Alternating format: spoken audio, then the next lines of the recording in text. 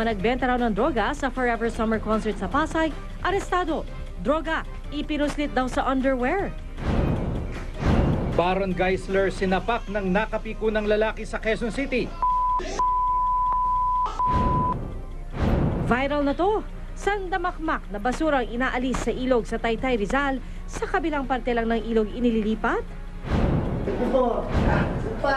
Mga lalaking dinampot ng pulis sa Las Piñas dahil sa pag-inom ng alak at di pagsusot ng damit pang itaas sa pampublikong lugar, pinag-push up. Huli kam, dalawang nagpakilalang barangay kagawad, budol-budol pala. Matapos ang kasal niya sa France, Solen Yusuf, bakasyon grande sa Spain. At mga artista kanya-kanyang paandar sa kanilang Running Man Challenge.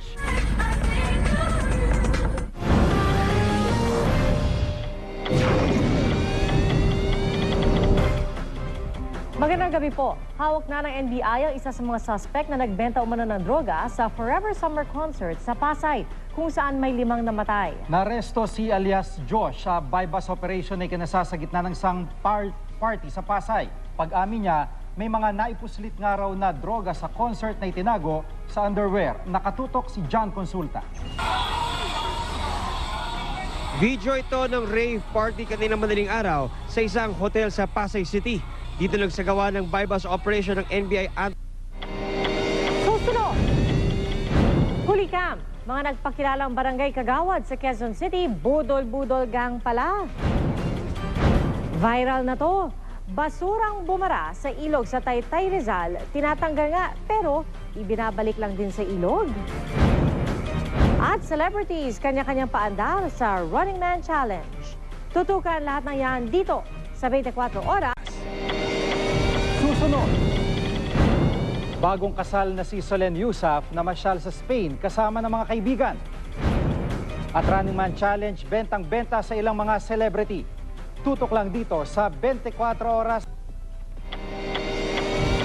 Up next, ang paandar na Running Man Challenge ng ilang celebrity.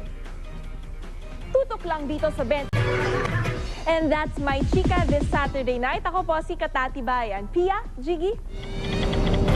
Salamat Katat. Yan po mabalita ang ating tinutukan ngayong Sabado mula sa Tahanan ng Katotohanan. Ako po si Pia Arcangel. Ako si Jiggy Manica, dito ang GMA, walang kinikilingan, walang pinoprotektahan. Walang kasinungalingan, serbisyong totoo lamang at dahil hindi natutulog ang balita. Nakatutok kami 24 oras.